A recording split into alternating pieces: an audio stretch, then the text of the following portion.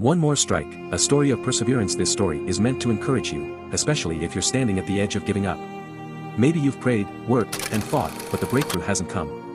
Maybe you're wondering if your effort even matters anymore. But before you quit, let me tell you a story that shows how one more strike could be the difference between victory and defeat. The room was dimly lit, the air heavy with the scent of age and sickness. Elisha, the great prophet of Israel, lay weak on his bed, his body failing, but his spirit still ablaze.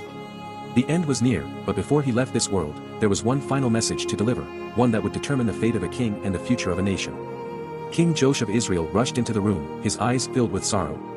"Oh my father, the chariots of Israel and their horsemen." He wasn't just mourning a man, he was mourning the power and protection Elisha had brought to Israel. But the prophet was not done yet. Weakly, he lifted a trembling hand and said, "Take a bow and some arrows." Joash obeyed. "Now, open the east window." The king pushed it open, the fresh air rushing in. Beyond it lay Syria, the enemy, the oppressor, the battlefield yet to come. "Shoot!"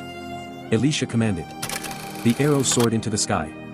And with it came the prophet's declaration, the arrow of the Lord's deliverance. The arrow of victory. "You will strike down the Syrians at Aphek until they are destroyed." Joash's heart pounded. Victory was assured. But Elisha wasn't finished. "Take the arrows and strike the ground," he said. Joash knelt, arrows in hand. He struck the ground once. Twice. 3 times. And then, he stopped. Silence. Elisha's frail body trembled, not from weakness, but from frustration. His eyes burned with disappointment. "Why did you stop? You should have struck 5 or 6 times. Then you would have completely destroyed Syria. But now, you will only defeat them 3 times. Joash's heart sank. He had stopped too soon. The tragedy wasn't that he failed, it was that he settled for less when more was available. Victory was within reach, but his lack of persistence limited what God was willing to give.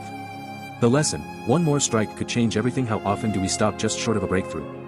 How many prayers have we abandoned, not knowing that one more could have brought the answer? How many dreams have we left unfulfilled because we gave up too soon? This is your reminder, don't stop now. Keep going. One more strike could be the difference between a temporary victory and a complete breakthrough. Maybe today, you are one prayer, one act of faith, one step of courage away from your breakthrough. Don't stop. Strike the ground again. If you want to see more videos like this, don't forget to subscribe, like, and share. Feel free to comment on your experience to encourage someone else who may be losing hope. You never know, your